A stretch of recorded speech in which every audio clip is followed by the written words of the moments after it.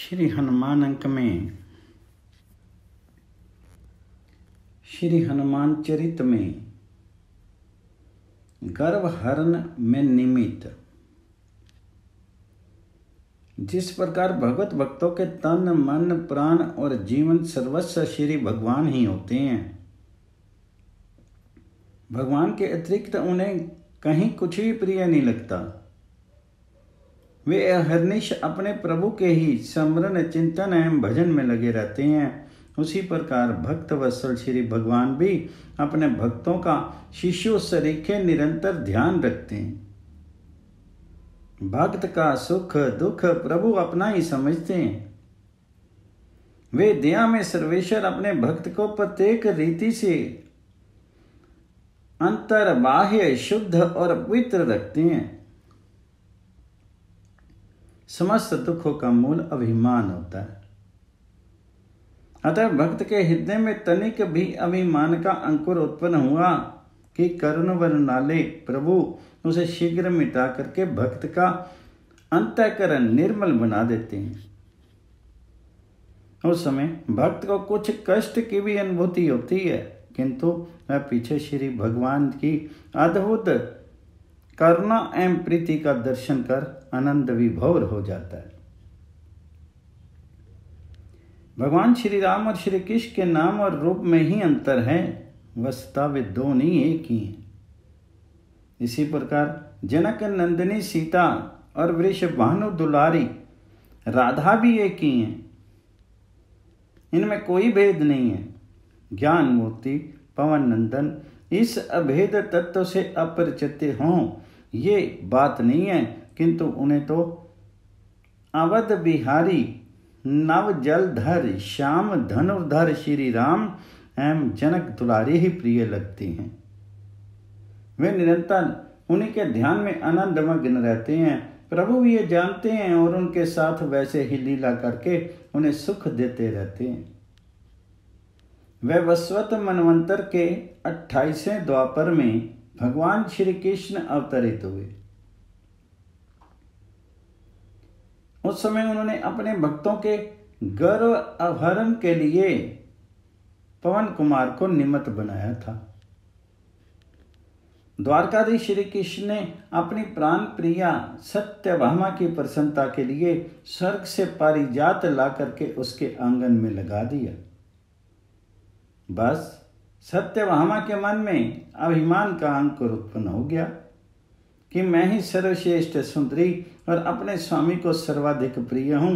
इतना ही नहीं, एक दिन उन्होंने श्याम सुंदर से कह भी दिया, क्या जनक दुलारी मुझसे अधिक सुंदरी थी जो आप श्री राम अवतार में उनके लिए वन वन भटकते भी रहे? श्री भगवान ने कोई उत्तर नहीं दिया, वे चुप हो गए। परम तेजस्वी चक्र ने सुरेंद्र के वज्र को भी पराजित कर दिया था। महामणि दुर्वासा उनके भय से सर्वत्र भागते फिरे। लोकालोक पर्वत का गहन तम भी उन्होंने नष्ट कर दिया था। थोड़ी सी कठिनाई उपस्थित होते ही श्री भगवान उनका स्मरण करते हैं। इस कारण उनके मन में भी अपने अमित बलशाली एवं अतुल पराक्रमी होने का अभिमान हो गया था। इसी प्रकार प्रभु के निजी वाहन गरुड़ को भी अपनी शक्ति एवं वेग से उड़ने का अभिमान हो गया था। उन्होंने एकाकी सुर समुदाय को परास्त कर अमृत हरण किया था। सुरेंद्र का वज्र भी उनका कुछ नहीं कर सका। देवताओं एवं दानवों के युद्ध में उन्होंने अपनी चोंच नखों एवं पंखों के आघात से अति पराक्रमी राक्षसों को मार डाला था। युद्ध में श्री भगवान को संतुष्ट कर उन्होंने प्रभु की ध्वजा में स्थान प्राप्त कर लिया। वे श्री भगवान के आसन वाहन सेवक सखा ध्वजा और व्यंजन आदि सब कुछ हो गए। अपने इन कार्यों की स्मृति से एक दिन उनके मन में भी अपने अप्रतिभट होने का अहंकार उत्पन्न हो गया था। अपने इन तीनों प्रीति भाजनों का गर्व दूर करने के लिए लीलावपु प्रभु ने हनुमान जी का स्मरण किया। भगवान जी के मन में संकल्प उदित होते ही हनुमान जी तत्काल द्वारका पहुंच गए। उन्होंने राजकीय उद्यान में प्रवेश किया, पर हैरियों ने उन्हें रोकना चाहा, किंतु भूधराकार अंजने के आग्नेय नेत्रों से भयभीत होकर के वे दुबक गए। हनुमान जी उछल करके एक वृक्ष पर चढ़ गए। वे उनके मधुर फल कुछ खाते, कुछ कुतरते, कुछ वैसे ही तोड़ करके फेंक देते। फिर वे कच्चे फलों को डालियों सहित तोड़ करके फेंकने लगे। इस प्रकार वे एक वृक्ष से दूसरे वृक्ष पर कूदते, उनके फलों एवं डालियों को तोड़ तोड़ करके फेंकते हुए वाटिका ध्वंस करने लगे। कुछ ही देर में समूची वाटिका तहस नहस होगी। ये समाचार द्वारकाधीश के समीप पहुंचा। वैंते को बुलाकर के श्री भगवान जी ने कहा, विनीतानंदन, कोई बलवान वानर द्वारावती के राज उद्यान में बलात् प्रवेश कर उसे नष्ट भ्रष्ट कर रहा है। तुम सशस्त्र सैन्य लेकर जाओ और उसे पकड़ करके ले आओ। गरुड़ को जैसे आघात लग गया। एक शूद्र वानर को पकड़ने के लिए प्रभु सैन्य साथ ले जाने के लिए कह रहे हैं। उन्होंने कह भी दिया, प्रभु एक बंदर के लिए तो मैं ही पर्याप्त हूं, सेना की क्या आवश्यकता। जैसे भी हो उस वानर को पकड़ लाओ। मुस्कुराते हुए प्रभु ने आदेश दिया। परम शक्तिशाली गरुड़ राज उद्यान में पहुंचे। उन्होंने देखा हनुमान जी उनकी ओर पीठ किए कोई फल कुतर रहे हैं। गरुड़ जी ने क्रोधपूर्वक कहा, अरे धृष्ट वानर, तू कौन है? तूने ये वाटिका क्यों नष्ट कर डाली? हनुमान जी ने उपेक्षा से उत्तर दिया, तुम तो देख ही रहे हो कि मैं वानर हूं और मैंने कोई नवीन काम तो किया नहीं। वानर जो कुछ करते हैं वही मैंने भी किया है। अच्छा तो तू चल महाराज के पास। गरुड़ जी ने अपने बल के अभिमान में कहा कि तू चल महाराज के पास। मैं किसी महाराज के पास क्यों जाऊं? हनुमान जी ने इतना कहते ही विष्णु वाहन ने कुपित होकर के कहा, तू सीधे चल, नहीं तो सुन ले मेरा नाम गरुड़ है। अरे चलो, तुम्हारी तरह कितनी चिड़िया देखी है मैंने। तुम में कुछ बल हो तो वह भी दिखा दो। हनुमान जी के यूं कहते ही बल अभिमानी वीर गरुड़ क्रोध अग्नि में जल उठे। उन्होंने हनुमान जी पर आक्रमण कर दिया। हनुमान जी पहले तो उनसे नन्ही नन्ही चिड़ियाओं की तरह क्रीड़ा करते रहे, पर गरुड़ जी का दुराग्रह देख करके उन्होंने उन्हें अपनी पूंछ में लपेट लिया। गरुड़ जी छटपटाने लगे। वे अपनी पूंछ थोड़ी और कसते थे तो गरुड़ जी सहन भी नहीं कर पाते। विनम्रता पूर्वक उन्होंने कहा, मुझे द्वारकाधीश श्री कृष्ण चंद्र जी ने भेजा है, मैं तुम्हें बुलाने आया हूं। हनुमान जी ने अपनी पूंछ ढीली कर उत्तर दिया, मैं तो कौशलेश श्री रामचंद्र जी का भक्त हूं, श्री कृष्ण चंद्र के पास क्यों जाऊं? अरे श्री कृष्ण और श्री रामचंद्र जी दो तो हैं नहीं, ये दोनों एक ही हैं, अतः तुम उनकी सेवा में उपस्थित होना ही चाहिए। गरुड़ जी का बल अभिमान दूर नहीं हुआ था। उन्होंने सोचा, यदि मैं इस वानर की पूंछ की पकड़ में नहीं आता तो ये मेरा कुछ भी नहीं कर सकता था।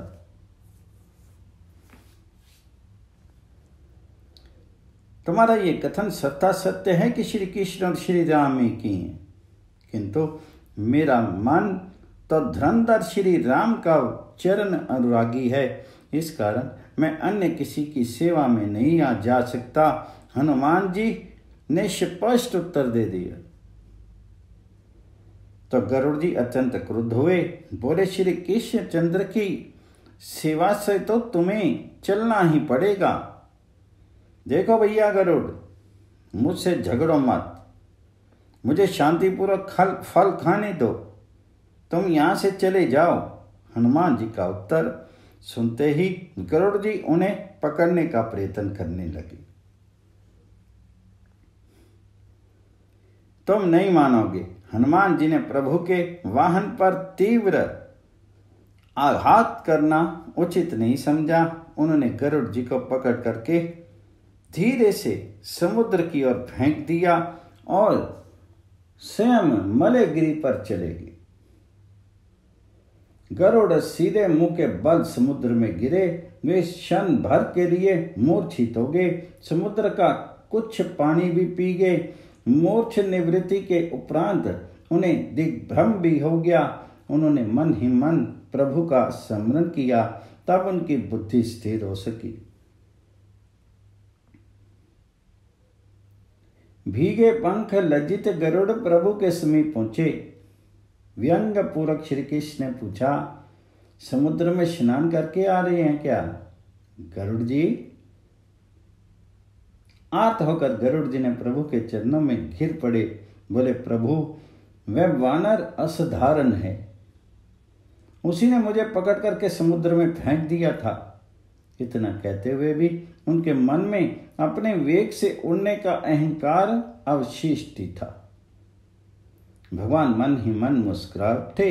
उन्होंने कहा, वे श्री राम के अनन्य भक्त हनुमान जी हैं, वे मलयगिरी पर चले गए हैं। अब तुम उनसे जाकर के कहो कि तुम्हें श्री रामचंद्र जी बुला रहे हैं।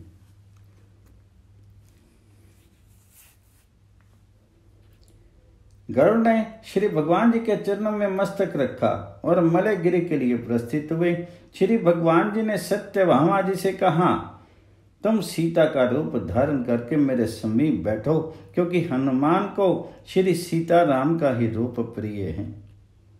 फिर प्रभु ने चक्र को बुला करके आदेश दिया, तुम द्वार पर अत्यंत सावधान रहना, मेरी अनुमति के बिना कोई राज सदन में प्रविष्ट ना होने पाए।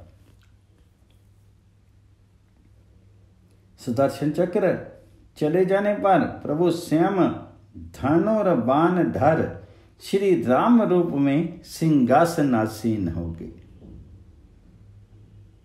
गरुड़ जी अत्यंत वेगपूर्वक उड़े, किंतु वे हनुमान जी के समीप जाने में मन ही मन डर रहे थे। प्रभु की आज्ञा से वे मलयगिरी पर पहुंचे। वहां उन्होंने हनुमान जी से विनय पूर्वक कहा, द्वारका में तुम्हें भगवान श्री रामचंद्र जी बुला रहे हैं। मेरे करना में प्रभु ने मुझे बुलाया है, ये जान करके मुझे बड़ी प्रसन्नता हुई। हनुमान जी ने हर्षपूर्वक कहा, तुम चलो मैं आता हूं। वेगशाली वैंते को मारुत आत्मज का उत्तर प्रिय नहीं लगा। ये शाखा मृग मुझसे बलवान अवश्य है, किंतु गति में मुझ खिचत से इसकी क्या तुलना। पता नहीं ये द्वारावती कब तक पहुंचेंगे, किंतु भयवश उन्होंने हनुमान जी को कोई उत्तर नहीं दिया और प्रभु के सम्मुख अपनी तीव्रतम गति के प्रदर्शनार्थ वेग पूर्वक उड़ चले। पवन आत्मज द्वारका पहुंचे। वे राज सदन में प्रविष्ट होना ही चाहते थे कि सुदर्शन ने उन्हें रोक दिया। प्राणनाथ के दर्शन में व्यर्थ विलंब होते देख करके हनुमान जी ने सुदर्शन को पकड़ करके अपने मुख में रख लिया और भीतर चले गए।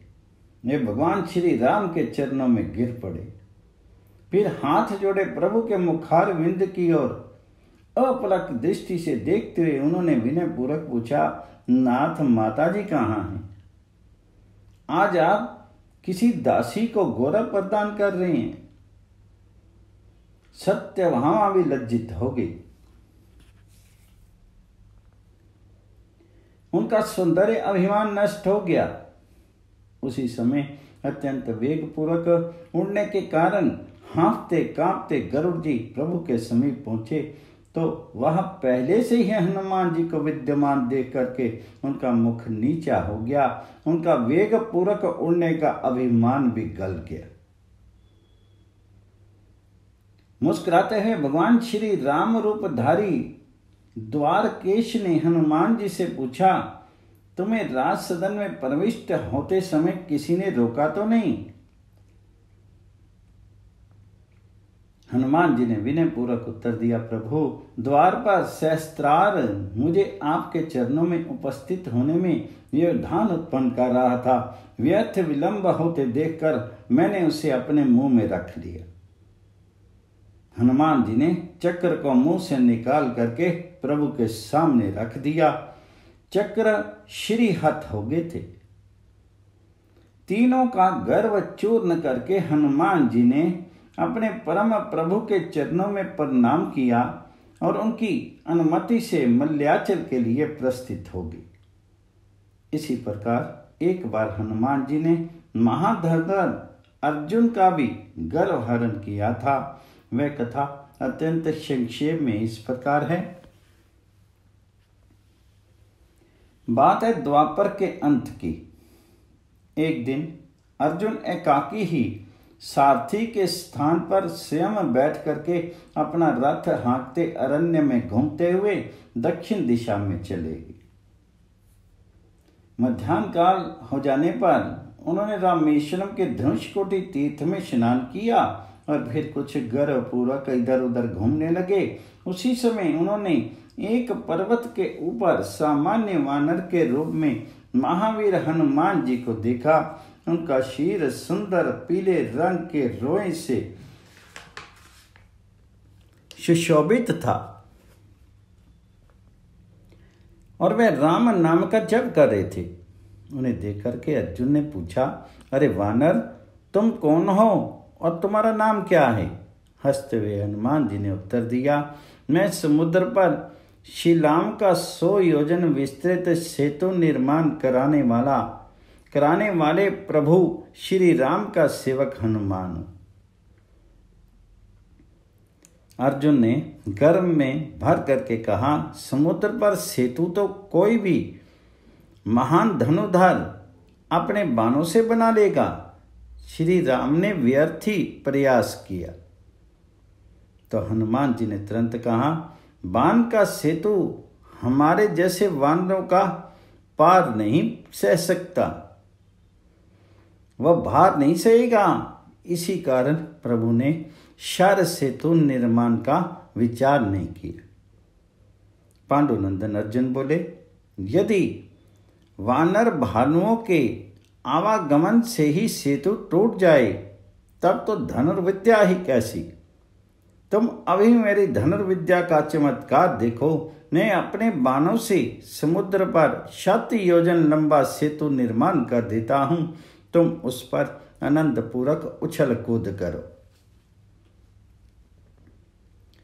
हनुमान जी हंस पड़े, बोले, यदि तुम्हारा बनाया हुआ शर सेतु मेरे अंगूठे के भार से ही टूट जाए तब तुम क्या करोगे?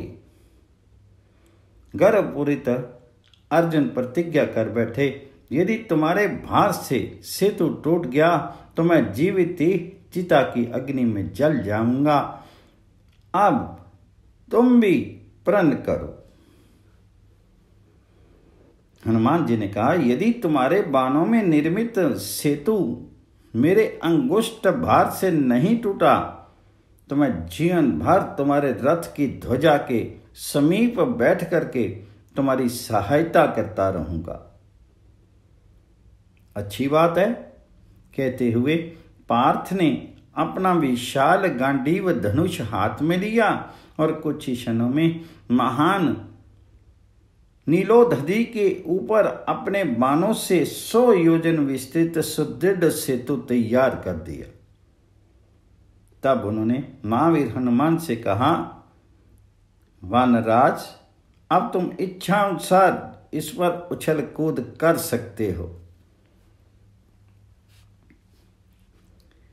हनुमान जी ने हंसते हुए उस सेतु पर अपना अंगूठा रखा ही था कि वह विस्तृत शर सेतु तड़ा तड़ा कर टूटा और समुद्र में डूब गया। महाधनुर्धर का मुख मलिन हो गया, किंतु हनुमान जी पर गंधर्वों और देवताओं का समुदाय स्वर्गीय सुमनों की वृष्टि करने लगा। दुखों और उदास अर्जुन ने वहीं समुद्र तट पर चिता तैयार की और हनुमान जी के मना करने पर भी वे उसमें कूदने के लिए तैयार हो गए। उसी समय वहां एक ब्रह्मचारी ने आकर के अर्जुन से चिता में कूदने का कारण पूछा। अर्जुन ने उन्हें शर सेतु के संबंध में अपनी प्रतिज्ञा के साथ पूरी घटना सुना दी। ब्रह्मचारी बोले, प्रतिज्ञा पालन तो अनिवार्य ही है, किंतु साक्षी के बिना तुम लोगों की बाजी का कोई व्यर्थ नहीं है, कोई मतलब नहीं है, सब व्यर्थ है। अब मैं वहां साक्षी के रूप में उपस्थित हूं।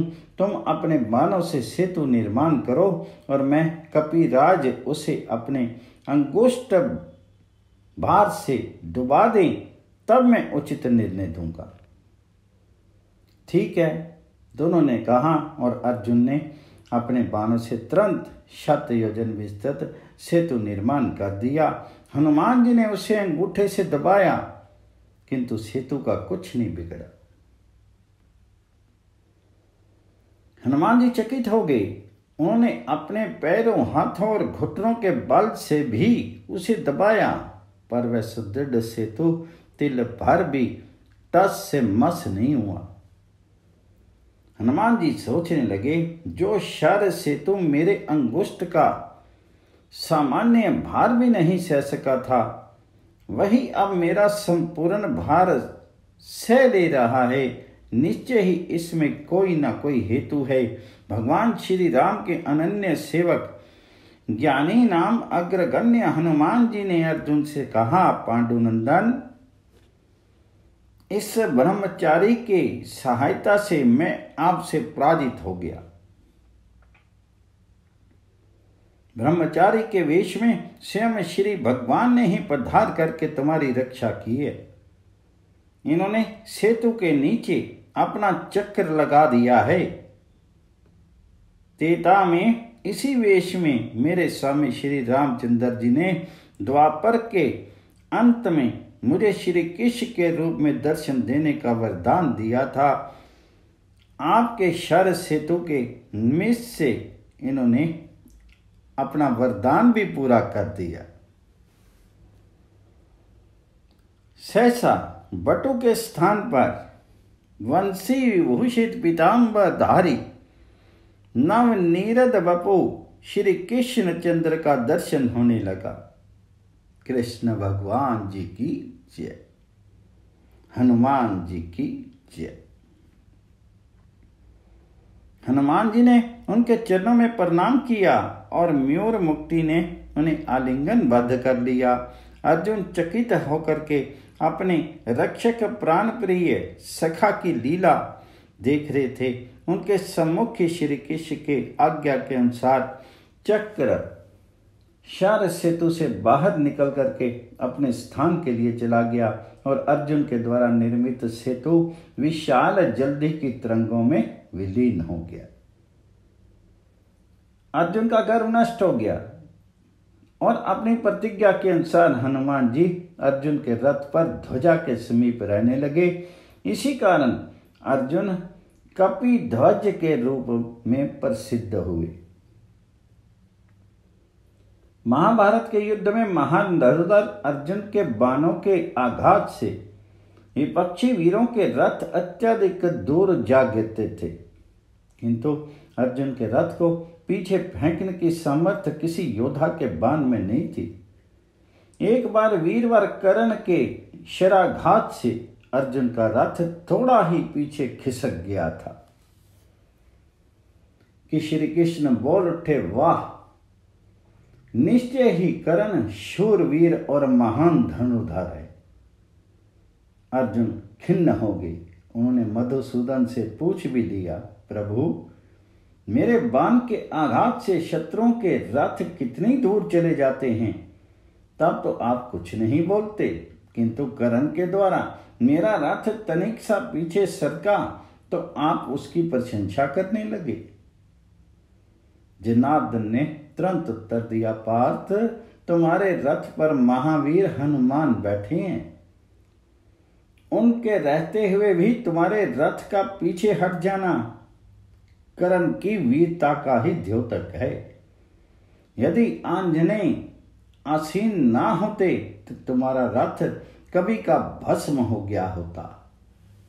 पवन पुत्र हनुमान जी की जय।